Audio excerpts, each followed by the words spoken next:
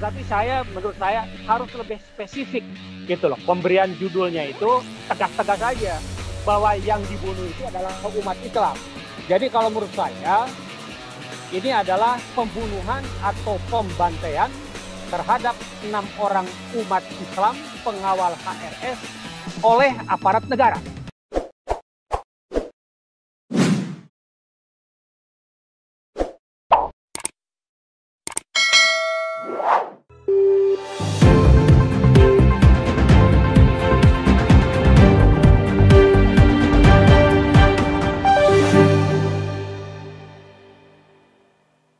Assalamualaikum warahmatullahi wabarakatuh.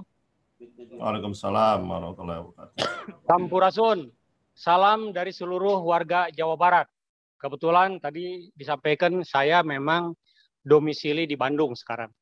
Ya. Sebelum saya lanjut, saya mengucapkan terima kasih ya kepada panitia dan seluruh yang terkait atas dimasukkannya saya menjadi salah satu pembicara. Salam juga kepada seluruh pembicara yang lain. Wabil khusus kepada Pak Sunarko, itu besan saya itu, Danjen Kopassus, mantan Danjen Kopassus. Ada tuh jadi pembicara juga Pak Narko itu. Begini, saya yakin di dalam meeting ini kita bebas berbicara ya untuk mengemukakan pendapat. Dan mudah-mudahan kalau saya nyeleneh bahasanya, kemudian mengkritisi pemerintah, tidak ditangkap. Tapi kalaupun ditangkap, ya udahlah, nggak apa-apalah. Asal saya yakini apa yang saya sampaikan adalah demi untuk agama, bangsa, dan negara. Saya yakin bahwa kita berkumpul di sini, kita prihatin kepada situasi negara saat ini dengan rezim now, dan kita semua mencintai negara kita ini. Tulus dari hati yang paling dalam.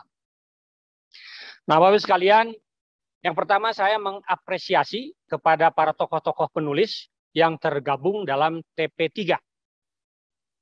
6 pengawal HRS, demikian juga kepada penerbit Yayasan Pengkajian Sumber Daya Indonesia atau YPSI yang telah berani untuk menerbitkan buku putih ini.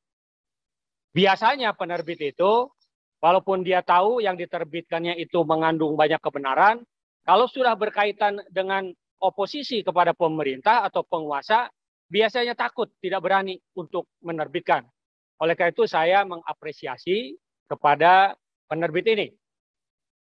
Dan saya yakin dengan diluncurkannya buku putih ini, menurut saya merupakan tonggak sejarah yang nantinya bisa digunakan sebagai pembelajaran bagi generasi penerus, agar kejadian kelam di negeri kita yang tercinta ini tidak terlupakan begitu saja.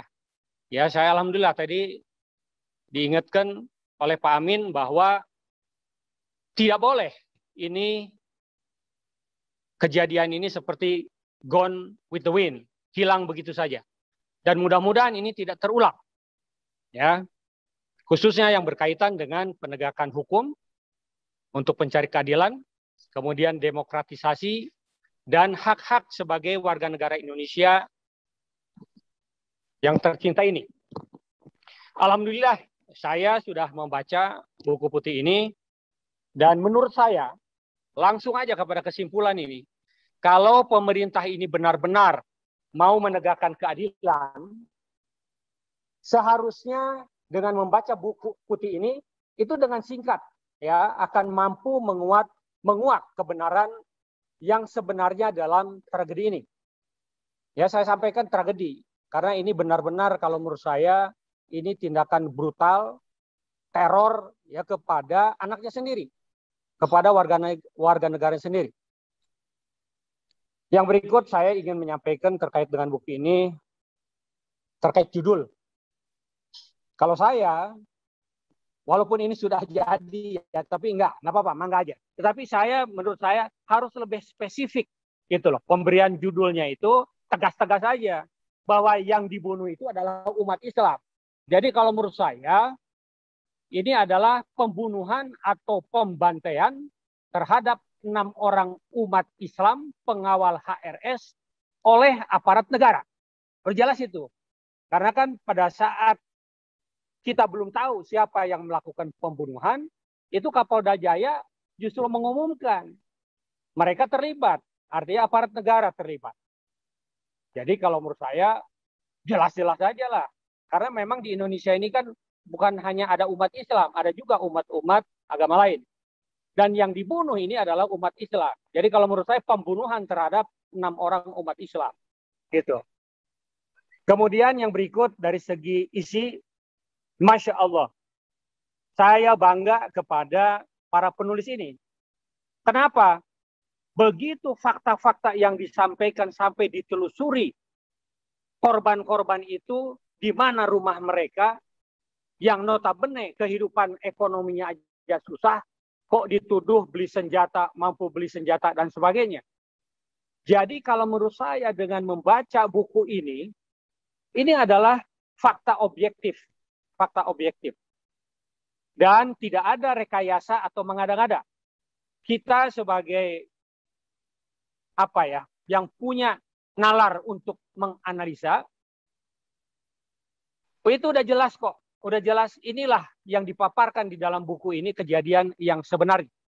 Makanya dari awal saya sampaikan, kalau pemerintah ini betul-betul akan menegakkan keadilan, dengan membaca buku putih ini, mereka akan secara singkat menguak kebenaran tentang tragedi ini. Ya, kecuali kalau memang mereka lepas tangan. Artinya memang direncanakan akan dilakukan seperti itu, tetapi mereka menghindar dan mencuci tangan. Kita lihat faktanya yang ada. Sebelum kalian nonton video KM50 yang merupakan tempat kejadian perkara yang seharusnya itu di polis lain untuk mencari bukti-bukti berikutnya, ini malah dihancurkan. Itu aja orang sudah bisa menganalisa bahwa memang menghilangkan jejak. Jadi saya nggak ngerti mau dibawa kemana negara ini oleh pemerintahan saat ini. Punten, saya juga memang dulu aparat pemerintah ya. Saya 22 tahun di Kopassus, ya. Kemudian saya di BAIS, di BIN saya pernah, kemudian jadi Kabais, kemudian terakhir saya Sesmenko Polhukam. Ya. Saya prihatin gitu, saya prihatin. Kenapa saya mau dimasukkan ke mana aja, ke organisasi mana aja, tetapi koridornya adalah demi untuk membela agama, bangsa, dan negara. Karena sekarang ini, terus terang aja, Islam lagi diacak-acak. Karena memang penghalang besar bagi komunis khususnya, ya umat Islam. ABRI sudah diacak-acak. Ya, TNI Polri dipisahkan. Kemudian sekarang TNI terus dikerdilkan. Jadi kemana arahnya? Kemana arahnya? Saya sudah bisa menganalisa arahnya kemana. Oleh karena itu saya prihatin. Ya. Kalau kita lihat dari medsos ataupun dari pernyataan-pernyataan aparat ya negara terkait dengan tragedi ini, kita bisa menilai kok berubah, pernyataan yang berubah-ubah, kemudian barang bukti yang diada-adakan, itu semua rekayasa di dalam rangka untuk mencari pembenaran. Masya Allah. Ya saya prihatin. Nah oleh karena itu sekali lagi saya hatur nuhun nih kepada TP3 yang berani membuat tulisan. Dan ini saya kira sekali lagi tonggak sejarah, pembelajaran bagi generasi penerus dan tidak boleh dilupakan begitu saja. Ya, insya Allah, ya saya usia sekarang sudah 63, ya.